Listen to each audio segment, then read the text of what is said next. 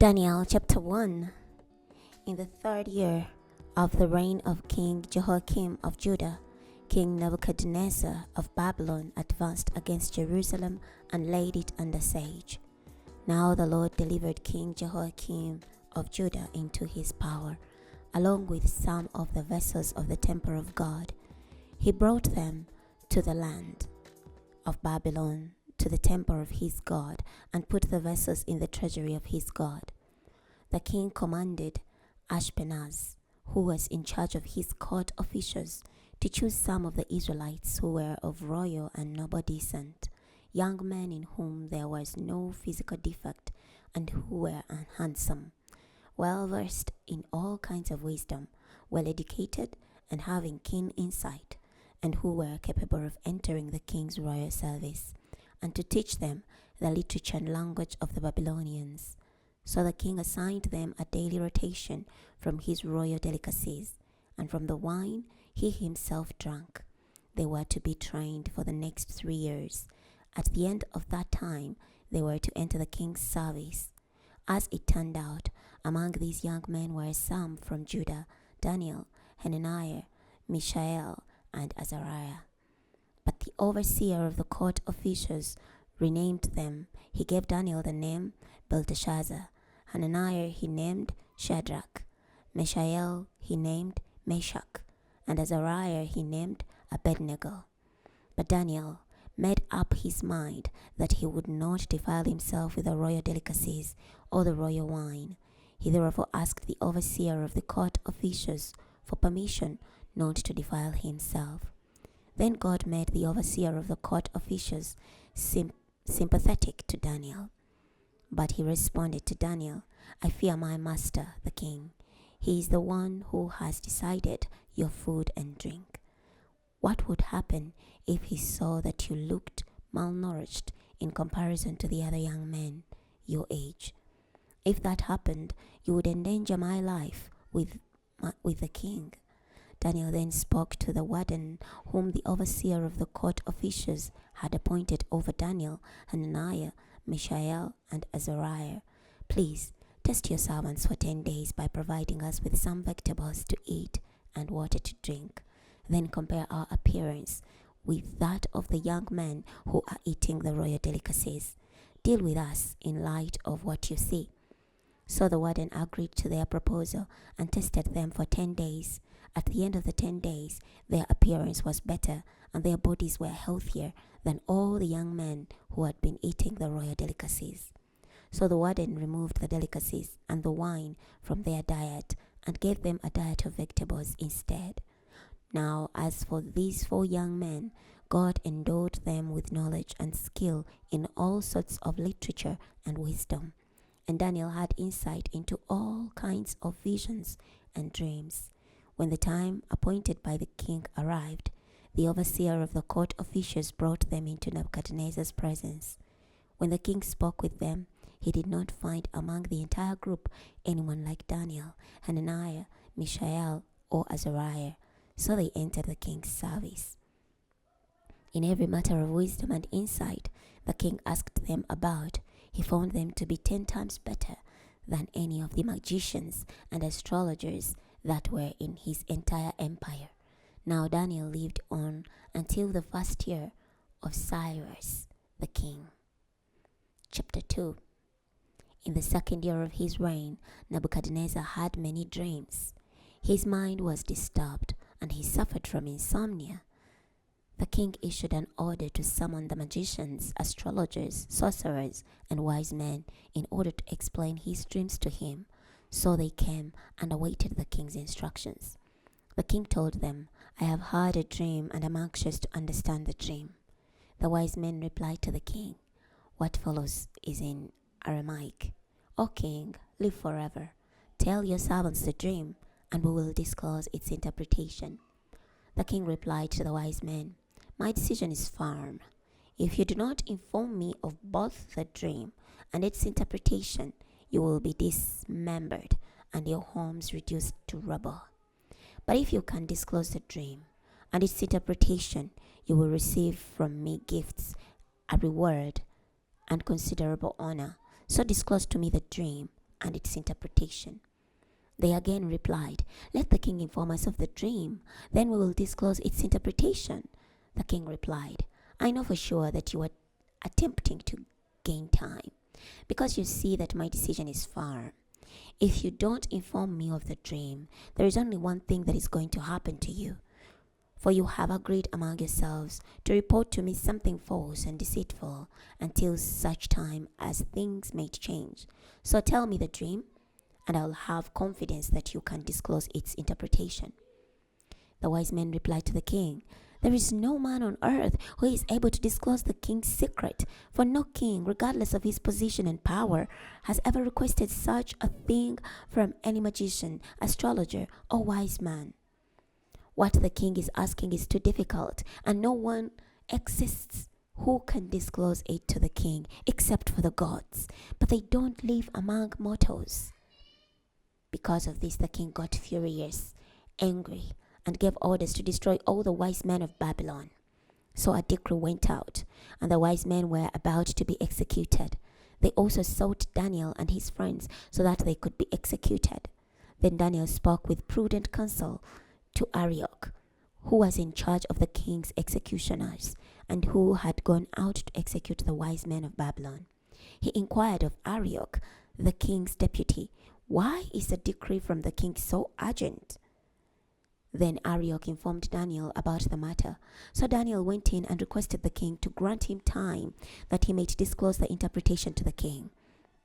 Then Daniel went to his home and informed his friends Hananiah, Mishael, and Azariah of the matter. He asked them to pray for mercy from the God of heaven concerning this mystery, so that he and his friends would not be destroyed along with the rest of the wise men of Babylon. Then in a night vision, the mystery was revealed to Daniel. So Daniel praised the Lord of heaven, saying, "Let the name of the Lord be praised forever and ever, for wisdom and power belong to him. He changes times and seasons, deposing some kings and establishing others. He gives wisdom to the wise. He imparts knowledge to those with understanding. He reveals deep and hidden things. He knows what is in the darkness, and light resides with him. O God of my Father, I acknowledge and glorify you, for you have bestowed wisdom and power on me. Now you have enabled me to understand what I requested from you, for you have enabled me to understand the king's dilemma." Then Daniel went in to see Arioch, whom the king had appointed to destroy the wise men of Babylon. He came and said to him, "Don't destroy the wise men of Babylon. Escort me to the king, and I will disclose the interpretation to him." So Arioch quickly ushered Daniel into the king's presence, saying to him, "I have found a man from the captives of Judah who can make known the interpretation to the king." The king then asked Daniel, whose name was also Belteshazzar, "Are you able to make known to me the dream that I saw, as well as its interpretation?" Daniel replied to the king, "The mystery that the king is asking about is such that no wise man, astrologers, magician, or diviners can possibly disclose it to the king. However, there is a God in heaven who reveals mysteries, and he has made known to King Nebuchadnezzar what will happen in the times to come. The dream and the visions you had while lying on your bed are as follows. As for you, O king, while you were in your bed, your thoughts turned to future things. The revealer of mysteries has made known to you what will take place. As for me, this mystery was revealed to me not because I possess more wisdom than any other living person, but so that the king may understand the interpretation and comprehend the thoughts of your mind. You, O king, were watching as a great statue, one of impressive size and extraordinary brightness, was standing before you. Its appearance caused alarm. As for that statue, its head was of fine gold, its chest and arms were of silver, its belly and thighs were of bronze, its legs were of iron, its feet were partly of iron and partly of clay. You were watching as a stone was cut out, but not by human hands. It struck the statue on its iron and clay feet, breaking them in pieces. Then the iron, clay, bronze, silver, and gold were broken in pieces without distinction, and became like chaff from the summer threshing floors that the wind carries away. Not a trace of them could be found, but the stone that struck the statue became a large mountain that filled the entire earth. This was the dream. Now we will set forth before the king its interpretation. You, O king, are the King of kings. The God of heaven has granted you sovereignty, power, strength, and honor. Wherever human beings, wild animals, and birds of the sky live, he has given them into your power. He has given you authority over them all. You are the head of gold. Now after you, another kingdom will arise, one inferior to yours. Then a third kingdom, one of bronze, will rule in all the earth. Then there will be a fourth kingdom, one strong like iron, just like iron breaks in pieces and shatters everything. And as iron breaks in pieces all of these metals, so it will break in pieces and crush the others. In that you are seeing feet and toes partly of wet clay and partly of iron. So this will be a divided kingdom. Some of the strength of iron will be in it. For you saw iron mixed with wet clay. In that the toes of the feet were partly of iron and partly of clay. The latter stages of the kingdom will be partly strong and partly fragile. And in that you saw iron mixed with wet clay, so people will be mixed with one another without adhering to one another, just as iron does not mix with clay. In the days of those kings, the God of heaven will rise up an everlasting kingdom that will not be destroyed, and a kingdom that will not be left to another people. It will break in pieces and bring about the demise of all these kingdoms, but it will stand forever. You saw that a stone was cut from the mountain, but not by human hands. It smashed the iron, bronze, clay, silver, and gold into pieces. The great God has made known to the king what will occur in the future. The dream is certain, and its interpretation is reliable. Then King Nebuchadnezzar bowed down with his face to the ground and paid homage to Daniel. He gave orders to offer sacrifice and incense to him. The king replied to Daniel, "Certainly your God is a God of gods, and Lord of kings, and revealer of mysteries, for you were able to reveal this mystery." Then the king elevated Daniel to high position and bestowed on him many marvelous gifts. He granted him authority over the entire province of Babylon and made him the main prefect over all the wise men of Babylon. And at Daniel's request, the king appointed Shadrach, Meshach, and Abednego over the administration of the province of Babylon. Daniel himself served in the king's court. Daniel chapter 3. King Nebuchadnezzar had a golden statue made. It was 90 feet tall and 9 feet wide. He erected it on the plain of Dura in the province of Babylon.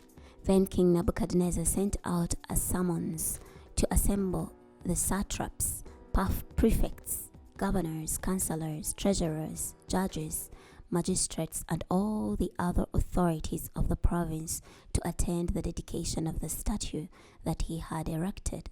So the satraps, prefects, governors, counselors, treasurers, judges, magistrates, and all the other provincial authorities assembled for the dedication of the statue that King Nebuchadnezzar had erected. They were standing in front of the statue that Nebuchadnezzar had erected. Then the herald made a loud proclamation, "To you, all peoples, nations, and language groups, the following command is given.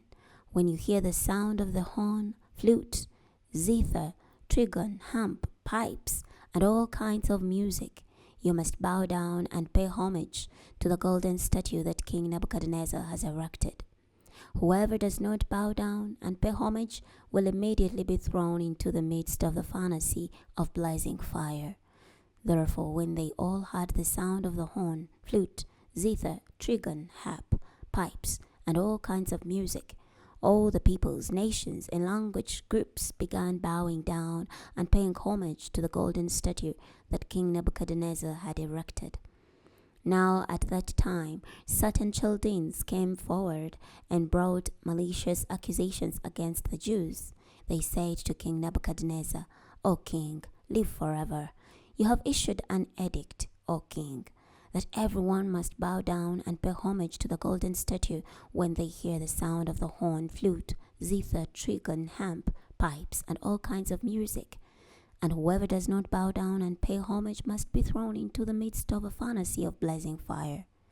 But they are Jewish men whom you appointed over the administration of the province of Babylon, Shadrach, Meshach, and Abednego, and these men have not shown proper respect to you, O king.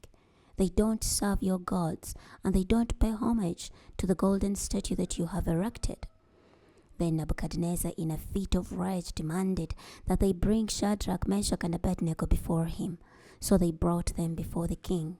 Nebuchadnezzar said to them, "Is it true, Shadrach, Meshach, and Abednego, that you don't serve my gods, and that you don't pay homage to the golden statue that I erected? Now, if you are ready, when you hear the sound of the horn, flute, zither, trigon, harp, pipes, and all kinds of music, you must bow down and pay homage to the statue that I have made. If you don't pay homage to it, you will immediately be thrown into the midst of the furnace of blazing fire. Now, who is that God who can rescue you from my power?" Shadrach, Meshach, and Abednego replied to King Nebuchadnezzar, "We do not need to give you a reply concerning this. If our God whom we are serving exists, he is able to rescue us from the furnace of blazing fire, and he will rescue us, O king, from your power as well. But if not, let it be known to you, O king, that we don't serve your gods, and we will not pay homage to the golden statue that you have erected." Then Nebuchadnezzar was filled with rage, and his disposition changed towards Shadrach, Meshach, and Abednego. He gave orders to heat the furnace 7 times hotter than it was normally heated. He ordered strong soldiers in his army to tie up Shadrach, Meshach, and Abednego and to throw them into the furnace of blazing fire. So those men were tied up while still wearing their cloaks, trousers, turbans, and other clothes, and were thrown into the furnace of blazing fire. But since the king's command was so urgent, and the furnace was so excessively hot, the men who escorted Shadrach, Meshach, and Abednego were killed by the leaping flames. But those 3 men, Shadrach, Meshach, and Abednego, fell into the furnace of blazing fire while still securely bound. Then King Nebuchadnezzar was startled and quickly got up. He said to his ministers, "Wasn't it 3 men that we tied up and threw into the fire?" They replied to the king, "For sure, O king." He answered, "But I see 4 men untied and walking around in the midst of the fire. No harm has come to them, and the appearance of the 4th is like that of a god." Then Nebuchadnezzar approached the door of the furnace of blazing fire. He called out, "Shadrach, Meshach, and Abednego, servants of the Most High God, come out, come here." Then Shadrach, Meshach, and Abednego emerged from the fire.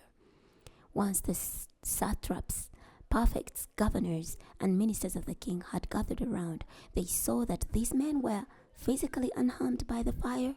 The hair of their heads was not singed, nor were their trousers damaged. Not even the smell of fire was to be found on them. Nebuchadnezzar exclaimed, "Praised be the God of Shadrach, Meshach, and Abednego, who has sent forth his angel and has rescued his servants who trusted in him, ignoring the edict of the king and giving up their bodies rather than serve or pay homage to any god other than their God. I hereby decree that any people, nation, or language group that blasphemes the God of Shadrach, Meshach, and Abednego will be dismembered and his home reduced to rubble, for there exists no other God who can deliver in this way." Then Nebuchadnezzar promoted Shadrach, Meshach, and Abednego in the province of Babylon. Chapter 4. King Nebuchadnezzar, to all peoples, nation, and language groups that live in all the land, peace and prosperity. I'm delighted to tell you about the signs and wonders that the Most High God has done for me. How great are his signs, how mighty are his wonders. His kingdom will last forever, and his authority continues from one generation to the next. Nebuchadnezzar was relaxing in my home living luxuriously in my palace. I saw a dream that frightened me badly. The things I imagined while lying on my bed, these visions of my mind, were terrifying me. So I issued an order for all the wise men of Babylon to be brought before me, so that they could make known to me the interpretation of the dream. When the magicians, astrologers, wise men, and diviners entered, I re-encountered the dream for them, but they were unable to make known its interpretation to me. Later, Daniel entered, whose name is Belteshazzar, after the name of my God, and in whom there is a spirit of the holy gods. I recounted the dream for him as well, saying, Belteshazzar, chief of the magicians, in whom I know there to be a spirit of the holy gods, and whom no mystery baffles, consider my dream that I saw and set forth its interpretation. Here are the visions of my mind while I was on my bed. While I was watching, there was a tree in the middle of the land. It was enormously tall. The tree grew large and strong. Its top reached far into the sky. It could be seen from the borders of all the land. Its foliage was attractive and its fruit plentiful. On it there was food enough for all. Under it, the wild animals used to seek shade, and in its branches, the birds of the sky used to nest. All creatures used to feed themselves from it. While I was watching in my mind's visions on my bed, a holy sentinel came down from heaven. He called out loudly as follows: Chop down the tree and lop off its branches, strip off its foliage and scatter its fruit. Let the animals flee from under it and the birds from its branches, but leave its taproot in the ground with a band of iron and bronze around it, surrounded by the grass of the field. Let it become damp with the dew of the sky, and let it live with the animals in the grass of the land. Let his mind be altered from that of a human being, and let an animal's mind be given to him, and let 7 periods of time go by for him. This announcement is by the decree of the sentinels. This decision is by the pronouncement of the holy ones, so that those who are alive may understand that the Most High has authority over human kingdoms, and he bestows them on whomever he wishes. He establishes over them even the lowliest of human beings. This is the dream that I, King Nebuchadnezzar, saw. Now you, Belteshazzar, declare its interpretation, for none of the wise men in my kingdom are able to make known to me the interpretation. But you can do so, for a spirit of the holy gods is in you.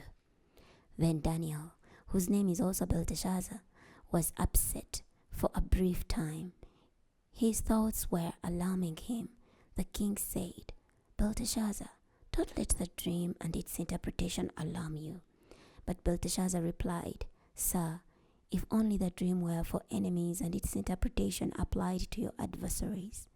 The tree that you saw that grew large and strong, whose top reached to the sky and which could be seen in all the land, whose foliage was attractive and its fruit plentiful, and from which there was food available for all, under whose branches wild animals used to live, and in whose branches birds of the sky used to nest, it is you, O king, for you have become great and strong.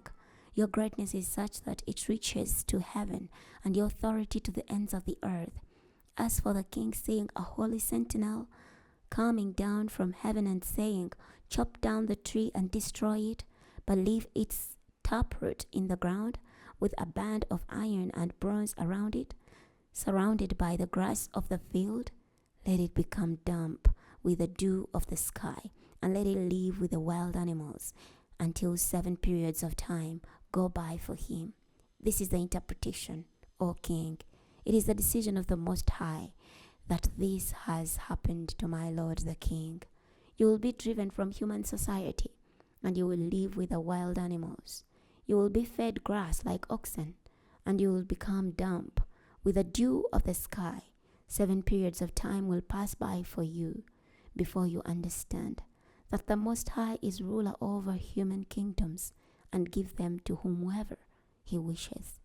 They said to leave the taproot of the tree for your kingdom will be restored to you when you come to understand that heaven rules. Therefore, O King, may my advice be pleasing to you.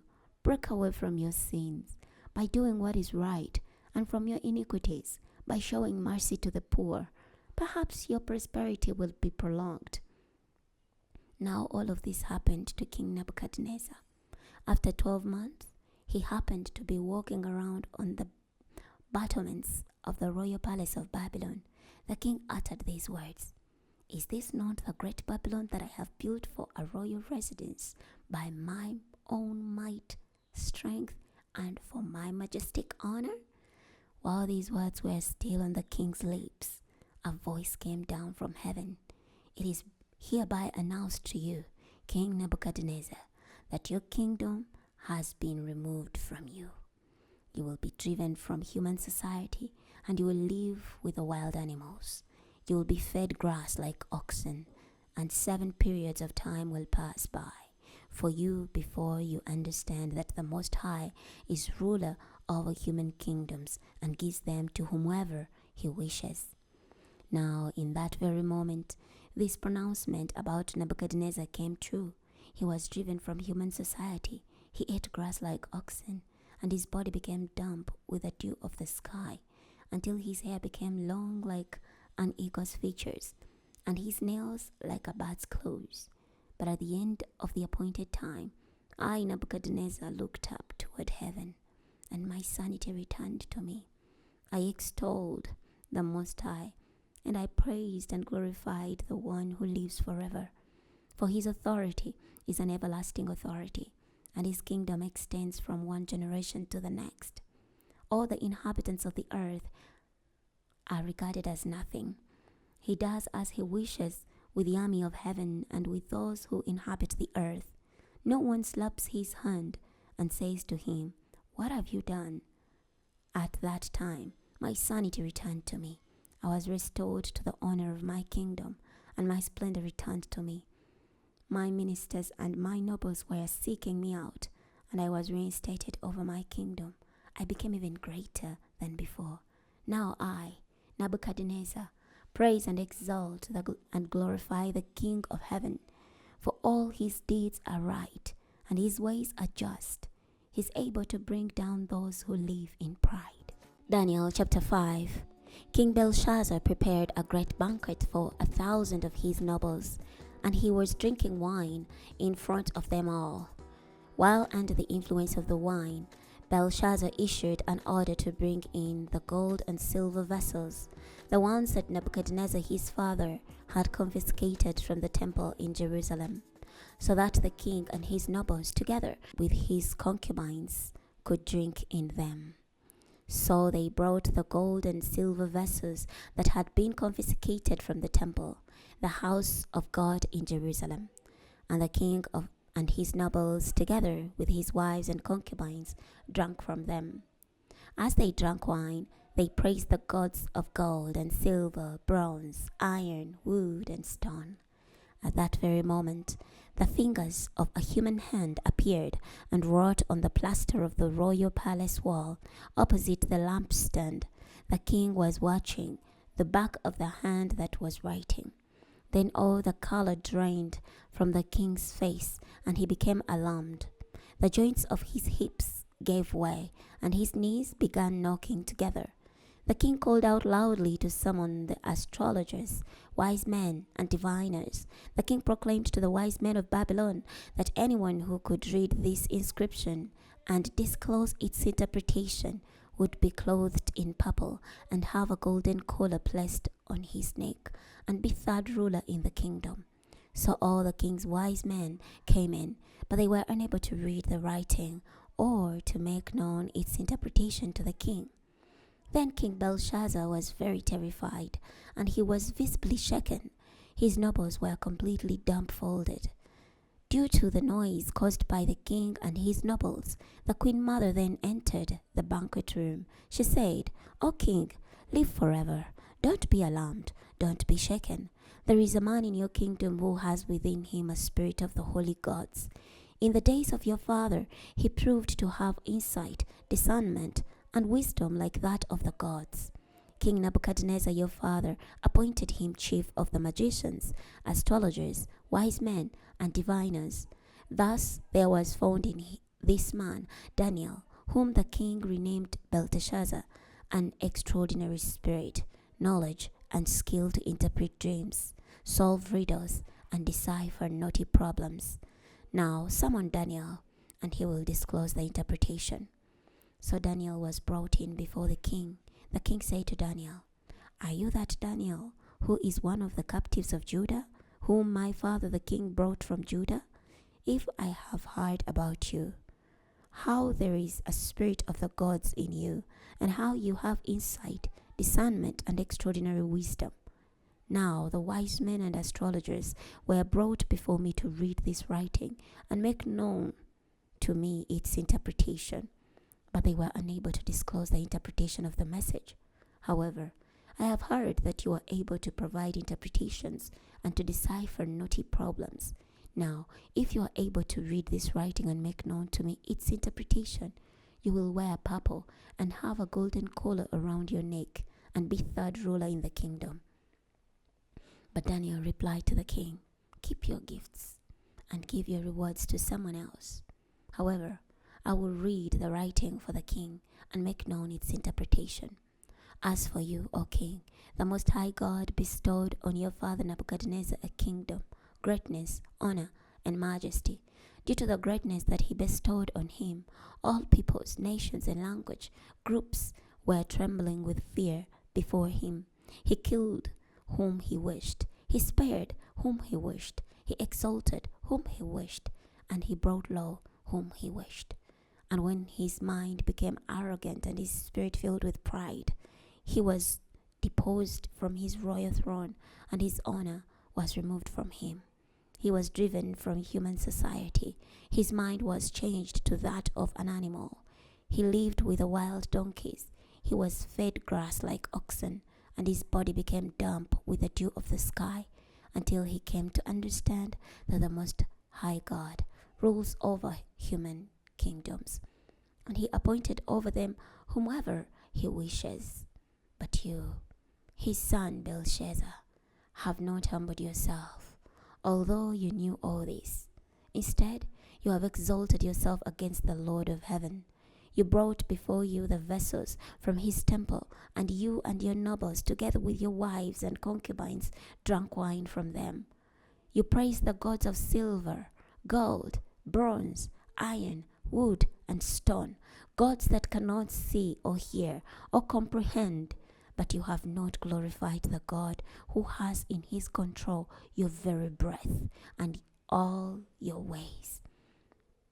Therefore, the palm of a hand was sent from him, and this writing was inscribed. This is the writing that was inscribed: Mene, Mene, Tekel, and Fasin. This is the interpretation of the words. As for Mene, God has numbered your kingdom's days and brought it to an end.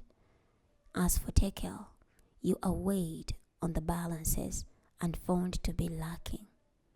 As for Paris, your kingdom is divided and given over to the Medes and Persians.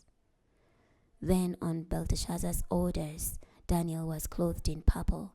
A golden collar was placed around his neck, and he was proclaimed third ruler in the kingdom. And in that very night, Belshazzar, the Babylonian king, was killed. So Darius the Mede took control of the kingdom when he was about 62 years old. Chapter 6. It seemed like a good idea to Darius to appoint over the kingdom 120 satraps who would be in charge of the entire kingdom. Over them would be 3 supervisors, one of whom was Daniel. These satraps were accountable to them, so that the king's interests may not incur damage. Now this Daniel was distinguishing himself above the other supervisors and the satraps, for he had an extraordinary spirit. In fact, the king intended to appoint him over the entire kingdom.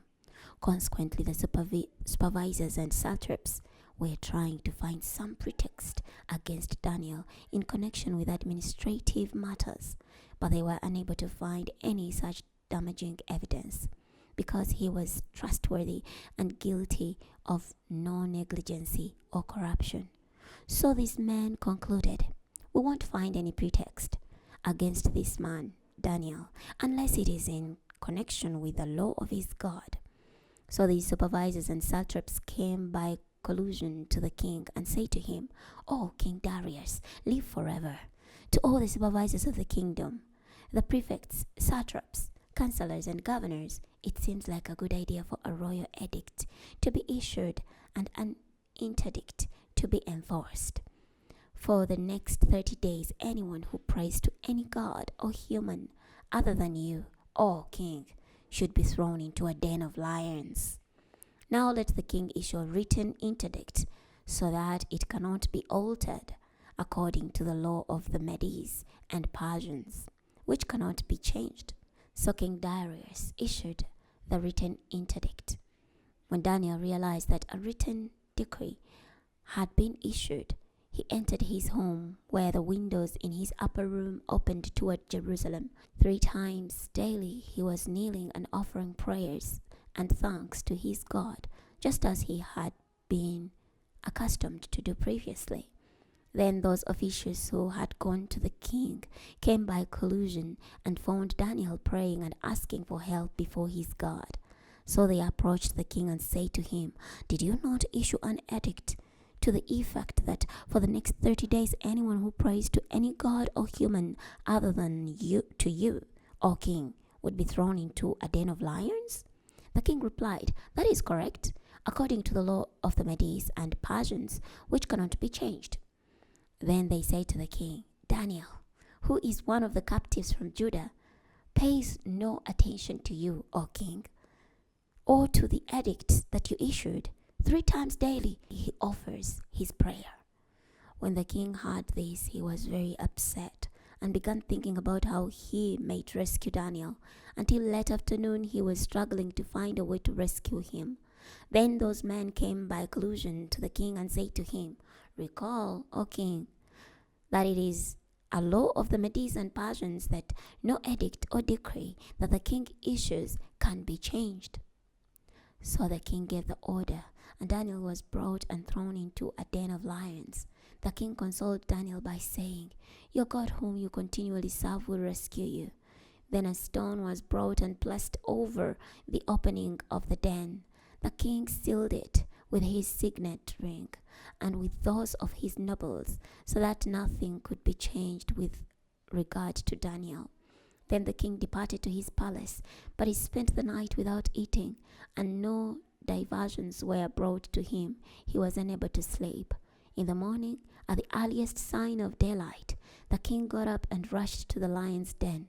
As he approached the den, he called out to Daniel in a worried voice, Daniel, servant of the living God, was your God whom you continually serve able to rescue you from the lions?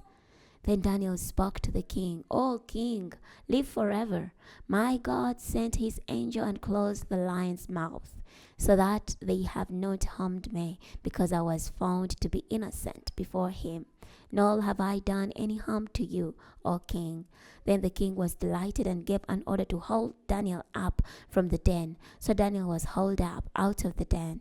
He had no injury of any kind, because he had trusted in his God.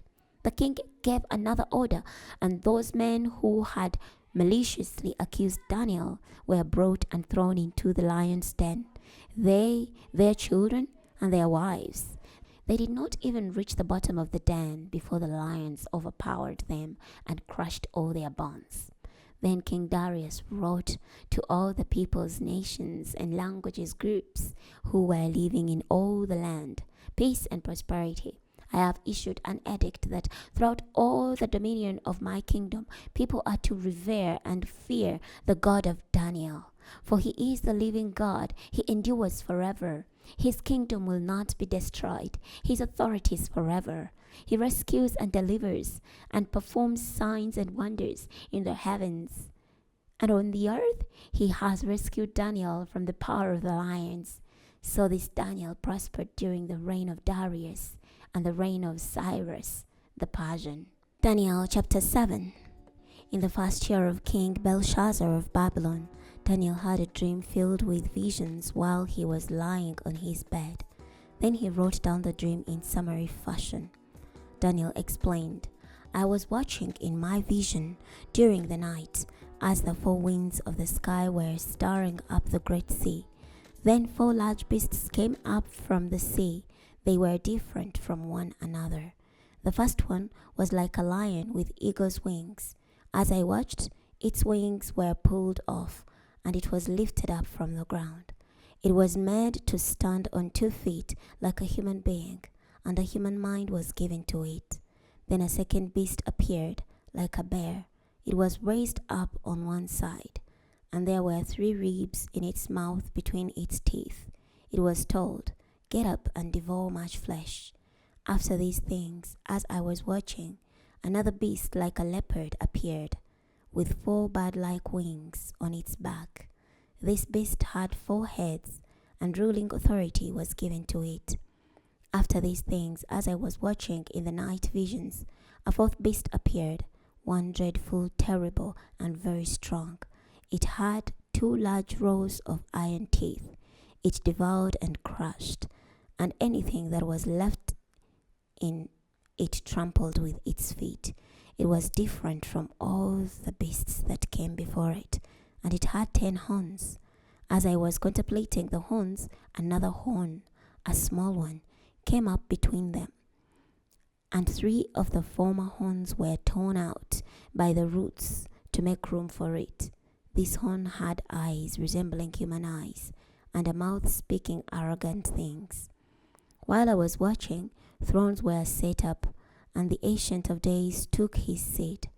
His attire was white like snow. The hair of his head was like lamb's wool. His throne was ablaze with fire, and its wheels were all aflame.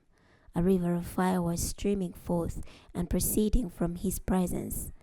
Many thousands were ministering to him. Many tens of thousands stood ready to serve him. The court convened, and the books were opened. Then I kept on watching because of the arrogant words of the horn that was speaking. I was watching until the beast was killed and its body destroyed and thrown into the flaming fire. As for the rest of the beasts, their ruling authority had already been removed, though they were permitted to go on living for a time and a season. I was watching in the right visions, and with the clouds of the sky, one like a son of man was approaching. He was up to the Ancient of Days and was escorted before him. To him was given ruling authority, honor, and sovereignty. All peoples, nations, and language groups were serving him.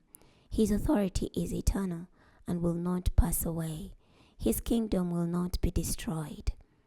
As for me, Daniel, my spirit was distressed, and the visions of my mind were alarming me. I approached one of those standing nearby and asked him about the meaning of all this. So he spoke with me and revealed to me the interpretation of the vision. These large beasts, which are 4 in number, represent 4 kings who will arise from the earth. The holy ones of the Most High will receive the kingdom and will take possession of the kingdom forever and ever. Then I wanted to know the meaning of the 4th beast, which was different from all the others. It was very dreadful, with 2 rows of iron teeth and bronze claws, and it devoured, crushed, and trampled anything that was left with its feet. I also wanted to know the meaning of the 10 horns on its head, and of that other horn which came up, and before which 3 others fell. This was the horn that had eyes and a mouth speaking arrogant things, whose appearance was more formidable than the others.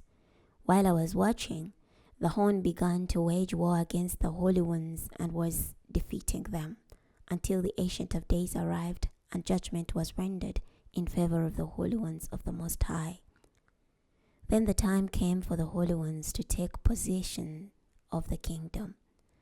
This is what he told me. The fourth beast means that there will be a fourth kingdom on earth that will differ from all the other kingdoms. It will devour all the earth and will trample and crush it. The 10 horns mean that 10 kings will arise from that kingdom. Another king will arise after them, but he will be different from the earlier ones. He will humiliate 3 kings. He will speak words against the Most High. He will harass the holy ones of the Most High continually. His intention will be to change times established by law. They will be delivered into his hand for a time, times and a half a time. But the court will convene, and his ruling authority will be removed, destroyed and abolished forever. Then the kingdom, authority and greatness of the kingdoms under all of heaven will be delivered to the people of the holy ones of the Most High. His kingdom is an eternal kingdom. All authorities will serve him and obey him. This is the conclusion of the matter. As for me, Daniel, my thoughts troubled me greatly, and the color drained from my face. But I kept the matter to myself. Chapter 8. In the 3rd year of King Belshazzar's reign, a vision appeared to me, Daniel, after the one that had appeared to me previously. In this vision, I saw myself in Susa, the citadel, which is located in the province of Elam. In the vision, I saw myself at the Ulai Canal. I looked up and saw a ram with 2 horns standing at the canal. Its 2 horns were both long, but one was longer than the other. The longer one was coming up after the shorter one. I saw that the ram was batting westward, northward, and southward. No animal was able to stand before it, and there was none who could deliver from its power. It did as it pleased and acted arrogantly. While I was contemplating all this, a male goat was coming from the west over the surface of all the land without touching the ground. This goat had a conspicuous horn between his eyes. It came to the 2-horned ram that I had seen standing beside the canal and rushed against it with raging strength. I saw it approaching the ram. It went into a fit of rage against the ram and struck it and broke off its 2 horns. The ram had no ability to resist it. The goat hauled the ram to the ground and trampled it. No one could deliver the ram from its power. The male goat acted even more arrogantly. But no sooner had the large horn become strong than it was broken, and there arose 4 conspicuous horns in its place, extending toward the 4 winds of the sky. From one of them came a small horn, but it grew to be very big, toward the south and the east and toward the beautiful land. It grew so big, it reached the army of heaven, and it brought about the fall of some of the army and some of the stars to the ground, where it trampled them. It also acted arrogantly against the prince of the army, from whom the daily sacrifice was removed, and whose sanctuary was thrown down. The army was given over along with the daily sacrifice. In the course of his sinful rebellion, it hurled truth to the ground and enjoyed success. Then I heard a holy one speaking. Another holy one said to the one who was speaking, "To what period of time does the vision pertain?" This vision concerning the daily sacrifice and the destructive act of rebellion and the giving over of both the sanctuary and army to the trampled. He said to me, "To 2,300 evenings and mornings, then the sanctuary will be put right again." While I, Daniel, was watching the vision, I sought to understand it. Now one who appeared to be a man was standing before me. Then I heard a human voice coming from between the banks of the Ulai. It called out, "Gabriel, enable this person to understand the vision." So he approached the place where I was standing. As he came, I felt terrified and fell flat on the ground. Then he said to me, "Understand, son of man, that the vision pertains to the time of the end. As he spoke with me, I fell into a trance with my face to the ground, but he touched me and stood me upright. Then he said, I'm going to inform you about what will happen in the latter time of wrath, for the vision pertains to the appointed time of the end. The ram that you saw with the two horns stands for the kings of Media and Persia. The male goat is the king of Greece, and the large horn between its eyes is the first king. The horn that was broken, in whose place there arose four others, stands for 4 kingdoms that will arise from his nation. Though they will not have his strength towards the end of their rule, when rebellious acts are complete, a rash and deceitful king will arise. His power will be great, but it will not be by his strength alone. He will cause terrible destruction. He will be successful in what he undertakes. He will destroy powerful people and the people of the holy ones. By his treachery, he will succeed through deceit. He will have an arrogant attitude, and he will destroy many who are unaware of his schemes. He will rise up against the prince of princes, yet he will be broken apart, but not by human agency. The vision of the evenings and mornings that was told to you is correct, but you should seal up the vision, for it refers to a time many days from now. I, Daniel, was exhausted and sick for days. Then I got up and again carried out the king's business, but I was astonished at the vision, and there was no one to explain it. Daniel chapter 9. In the first year of Darius, son of Ahasuerus, who was of Median descent, and who had been appointed king over the Babylonian Empire, in the first year of his reign, I, Daniel, came to understand from the sacred books that, according to the word of the Lord disclosed to the prophet Jeremiah, the years for the fulfilling of the desolation of Jerusalem were 70 in number. So I turned my attention to the Lord God to implore him by prayer and requests, with fasting, sackcloth, and ashes. I prayed to the Lord my God, confessing in this way, O Lord, great and awesome God, who is faithful to his covenant with those who love him and keep his commandments. We have sinned. We have done what is wrong and wicked. We have rebelled by turning away from your commandments and standards. We have not paid attention to your servants, the prophets, who spoke by your authority to our kings, our leaders, and our ancestors, and to all the inhabitants of the land as well. You are righteous, O Lord, but we are humiliated this day. The people of Judah and the inhabitants of Jerusalem and all Israel, both near and far away, in all the countries in which you have scattered them, because they have behaved unfaithfully toward you. O Lord, we have been humiliated, our kings, our leaders, and our ancestors, because we have sinned against you. Yet the Lord our God is compassionate and forgiving, even though we have rebelled against him. We have not obeyed the Lord our God by living according to his laws that he set before us through his servants the prophets. All Israel has broken your law and turned away by not obeying you. Therefore you have poured out on us the judgment solemnly threatened in the law of Moses, the servant of God, for we have sinned against you. He has carried out his threats against us and our rulers who were over us by bringing great calamity on us. What has happened to Jerusalem has never been equaled under all heaven. Just as it is written in the law of Moses, so all this calamity has come on us. Still we have not tried to pacify the Lord our God by turning back from our sin and by seeking wisdom from your reliable moral standards. The Lord was mindful of the calamity, and he brought it on us. For the Lord our God is just in all he has done, and we have not obeyed him.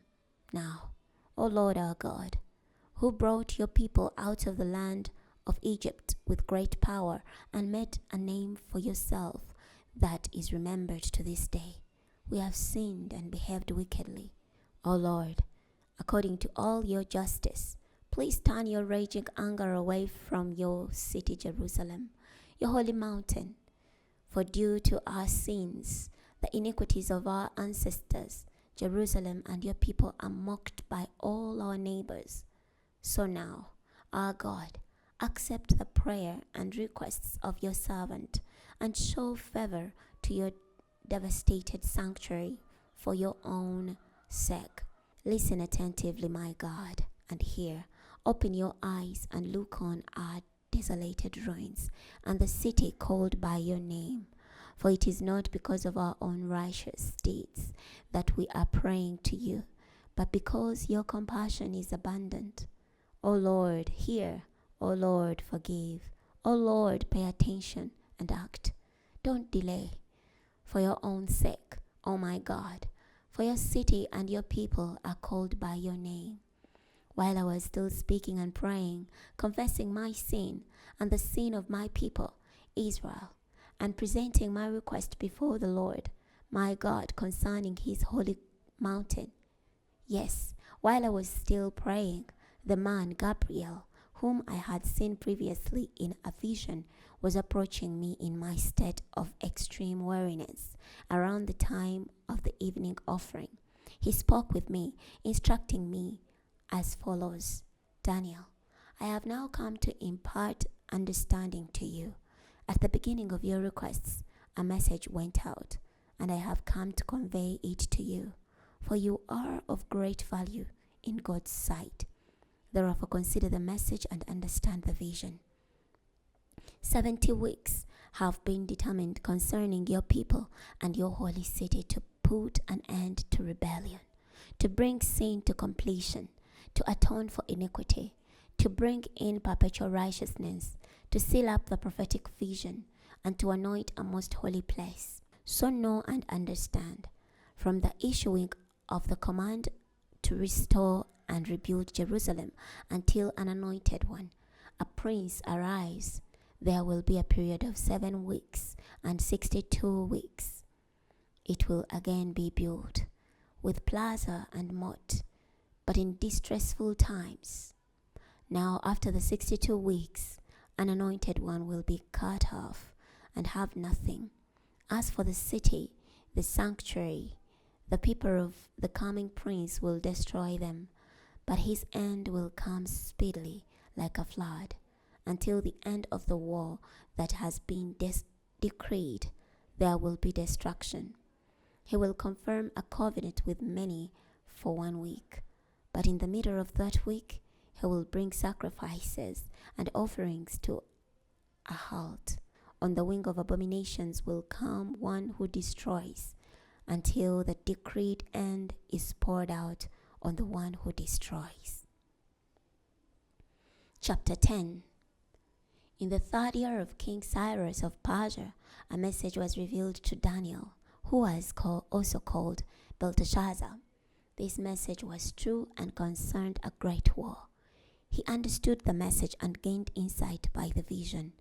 In those days, I, Daniel, was mourning for 3 whole weeks. I ate no choice food, no meat or wine came to my lips, nor did I anoint myself with oil until the end of those 3 weeks. On the 24th day of the 1st month, I was beside the great river, the Tigris. I looked up and saw a man clothed in linen. Around his waist was a belt made of gold from Upaz. His body resembled yellow jasper, and his face had an appearance like lightning. His eyes were like blazing torches. His arms and feet had the gleam of polished bronze. His voice thundered forth like the sound of a large crowd. Only I, Daniel, saw the vision. The men who were with me did not see it. On the contrary, they were overcome with fright and ran away to hide. I alone was left to see this great vision. My strength drained from me, and my vigor disappeared. I was without energy. I listened to his voice, and as I did so, I fell into the trance-like sleep, with my face to the ground. Then a hand touched me and set me on my hands and knees. He said to me, "Daniel, you are of great value. Understand the words that I'm about to speak to you. So stand up, for I have now been sent to you." When he said this to me, I stood up, shaking. Then he said to me, "Don't be afraid, Daniel.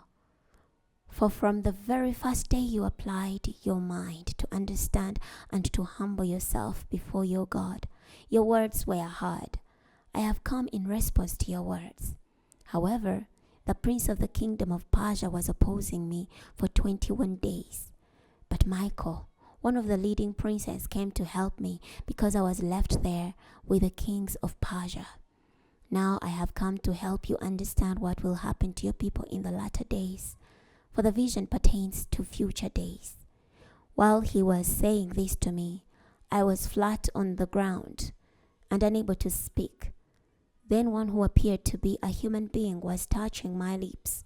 I opened my mouth and started to speak, saying to the one who was standing before me, "Sir, due to the vision, anxiety has gripped me, and I have no strength. How, sir, am I able to speak with you? My strength is gone, and I'm breathless." Then the one who appeared to be a human being touched me again and strengthened me. He said to me, "Don't be afraid, you who are valued. Peace be to you. Be strong. Be really strong." When he spoke to me, I was strengthened. I said, "Sir, you may speak now, for you have given me strength." He said, "Do you know why I have come to you? Now I'm about to return to engage in battle with the prince of Persia. When I go, the prince of Greece is coming. However, I will first tell you what is written in the dependable book.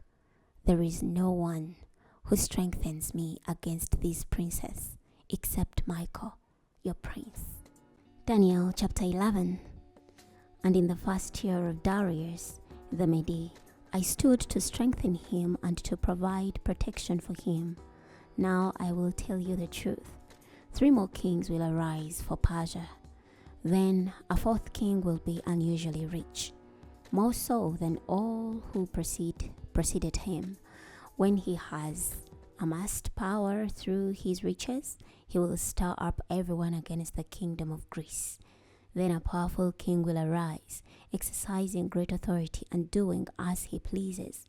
Shortly after his rise to power, his kingdom will be broken up and distributed toward the 4 winds of the sky, but not to his posterity or with the authority exercised, for his kingdom will be uprooted and distributed to others besides these. Then the king of the south and one of his subordinates will grow strong. His subordinate will resist him and will rule a kingdom greater than his. After some years have passed, they will form an alliance. Then the daughter of the king of the south will come to the king of the north to make an agreement. But she will not retain her power, nor will he continue in his strength. She, together with the one who brought her child, and her benefactor, will all be delivered over at that time. There will arise in his place one from her family line, who will come against their army and will enter the stronghold of the king of the north and will move against them successfully. He will also take their gods into captivity to Egypt, along with their cast images and prized utensils of silver and gold. Then he will withdraw for some years from the king of the north. Then the king of the north will advance against the empire of the king of the south, but will withdraw to his own land.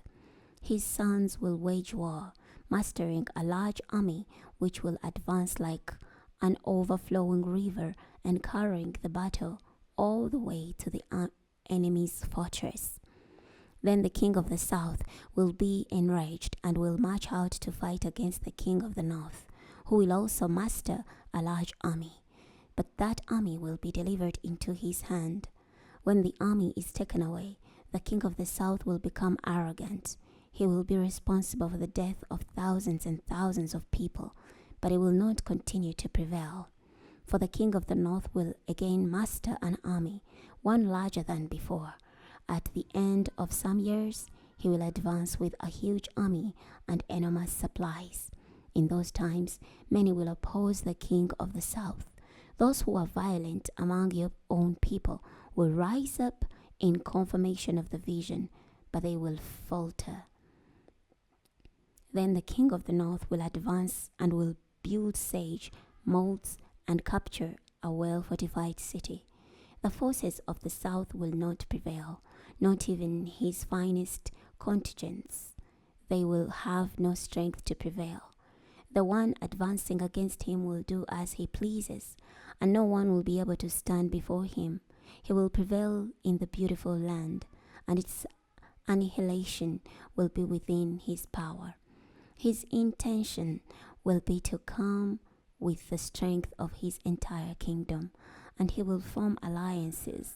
He will give the king of the south a daughter in marriage in order to destroy the kingdom, but it will not turn out to his advantage.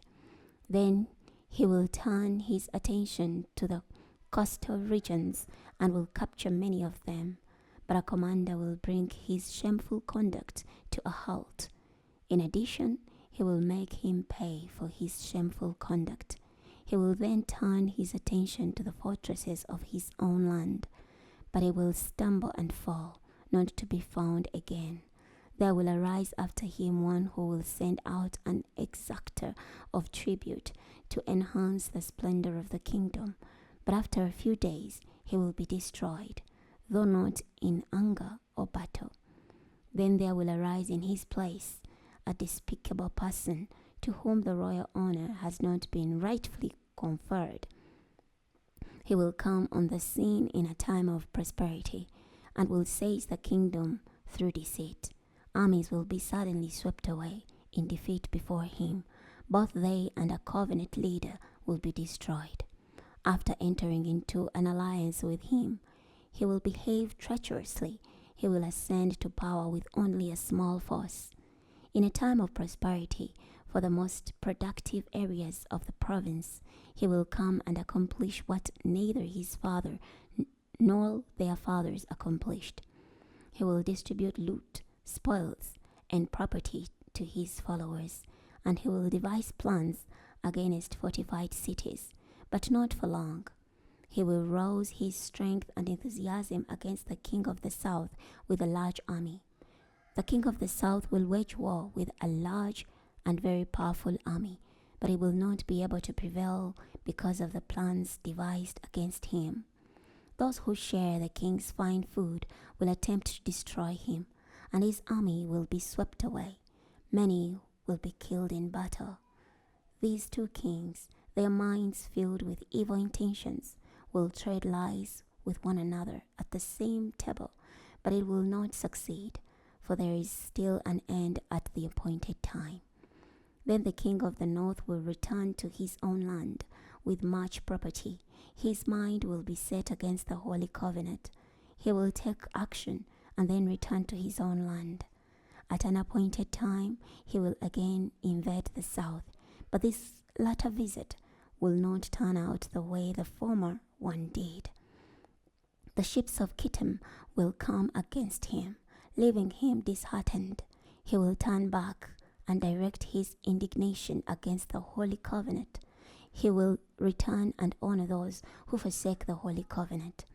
His forces will rise up and profane the fortified sanctuary, stopping the daily sacrifice. In its place, they will set up the abomination that causes desolation. Then with smooth words he will defile those who have rejected the covenant. But the people who are loyal to their God will act valiantly.